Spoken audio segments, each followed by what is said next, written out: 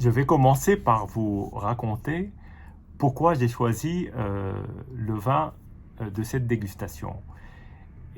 Donc je lis beaucoup de commentaires alors, d'internautes sur les réseaux sociaux, mais aussi évidemment dans les revues spécialisées.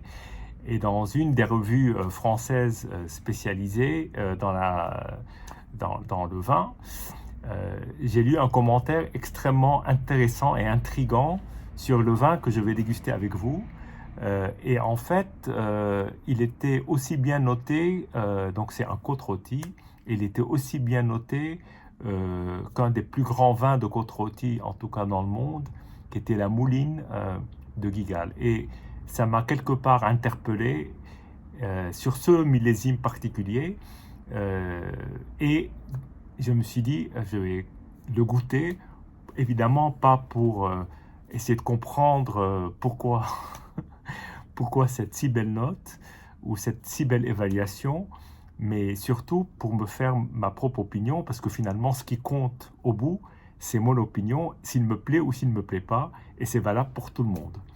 Et voilà, donc moi je partage mon goût, et puis ensuite, si vous avez l'occasion de goûter le même vin que moi, vous n'aurez peut-être pas la même opinion, ou vous aurez une opinion différente, et vous penserez peut-être pas le bien ou le mal que je peux penser, tout peut arriver. J'ai déjà vécu suffisamment de dégustations pour découvrir qu'on peut ne pas être d'accord, et c'est tout à fait normal. Voilà. Donc en l'occurrence, il s'agit d'une côte-rôtie du domaine Pierre-Jean Villa. Alors en dessous de côte-rôtie, donc c'est en 2017, et en dessous de côte-rôtie, en tout petit, il est indiqué Fongeant.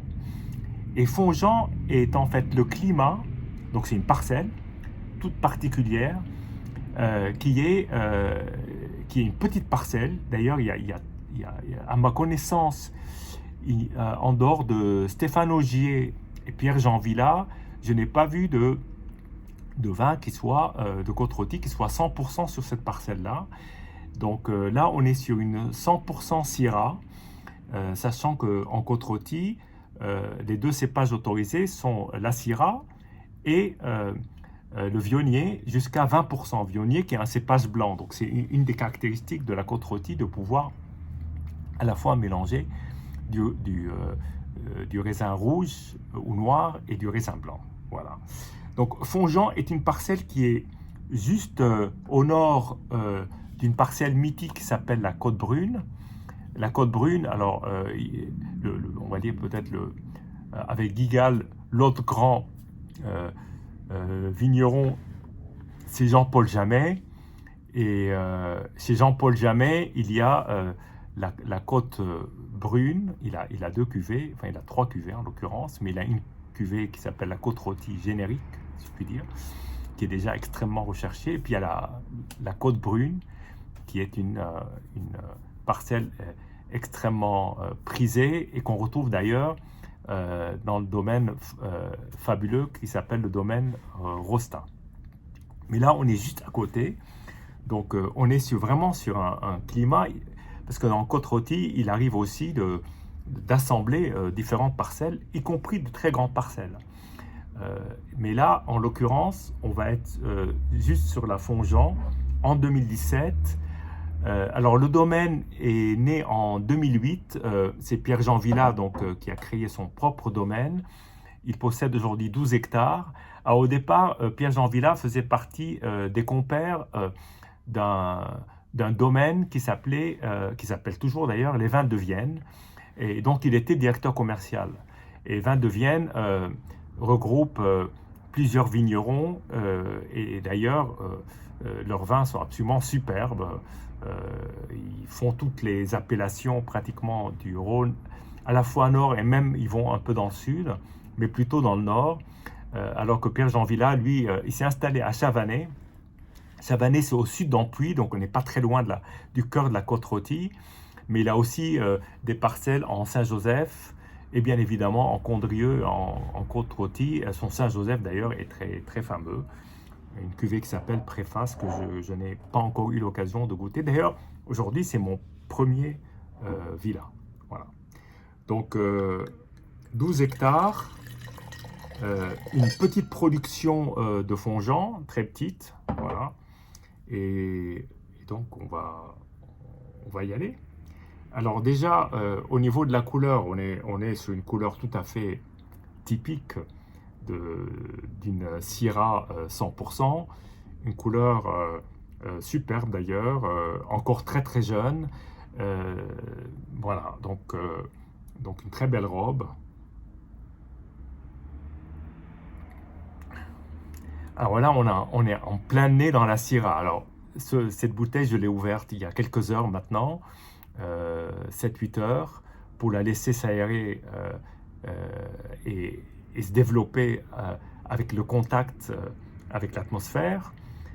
Après tant d'années enfin tant d'années, pas tant que ça, mais au moins 2 ans, 2 ans en bouteille, puisque les 2017 ont dû être disponibles en 2018 ou en 2019. Voilà, on est face déjà à un bouquet extrêmement intense, extrêmement ouvert. Et là, on est en plein nez de Syrah. Alors, ce que j'adore, moi, dans la Syrah, c'est ce côté cassis, ce côté légèrement poivré, épicé.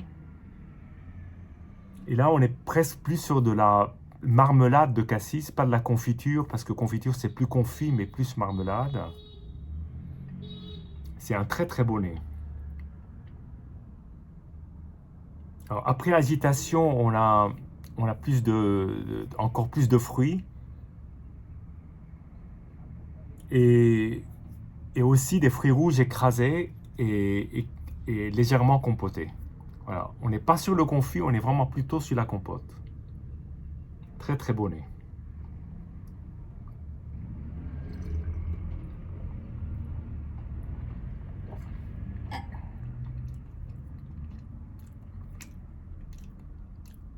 Alors j'essaye, c'est difficile, hein, de ne pas être influencé par ce que j'ai lu, parce que c'est finalement ce que j'ai lu qui me conduit à la dégustation d'aujourd'hui. En général, quand j'achète un vin, c'est pas toujours comme ça, c'est-à-dire que j'achète le vin et je ne sais pas ce que les autres pensent. Là, en revanche, je sais qu'il y a au moins un critique quelque part sur Terre, en France d'ailleurs, qui pense le plus grand bien. Et je dois dire que je suis assez bluffé par ce vin. Je suis assez bluffé parce que, euh, d'abord pour moi, la côte rôtie, il y a une sorte de plénitude, euh, enfin, une très belle côte rôtie est pleine et souple et savoureuse, donne envie de déguster presque sans s'arrêter tellement il y a un côté délicieux, il y a cette plénitude, il y a cette profondeur, il y a ce fruit qui est presque un peu moiré, épicé, compoté. Et là, on a tout ça. On a tout ça d'un coup. Et il y a toujours cette douceur dans la côte rôtie quand elle est belle. Parce qu'on peut parler de beauté, on peut même parler au féminin, bien qu'il y ait des côtes rôties qu'on pourrait qualifier de musclées, et donc on pourrait plus penser à quelque chose de masculin, bien qu'il n'y ait pas réellement de différenciation aussi forte. Mais là, on est vraiment sur l'élégance, sur le raffinement, mais en même temps sur cette matière pleine, structurée. Vraiment, c'est un très beau vin. Donc ça, c'est ma toute première impression, en essayant de passer au-dessus des haies de ce que j'ai lu. C'est pas évident.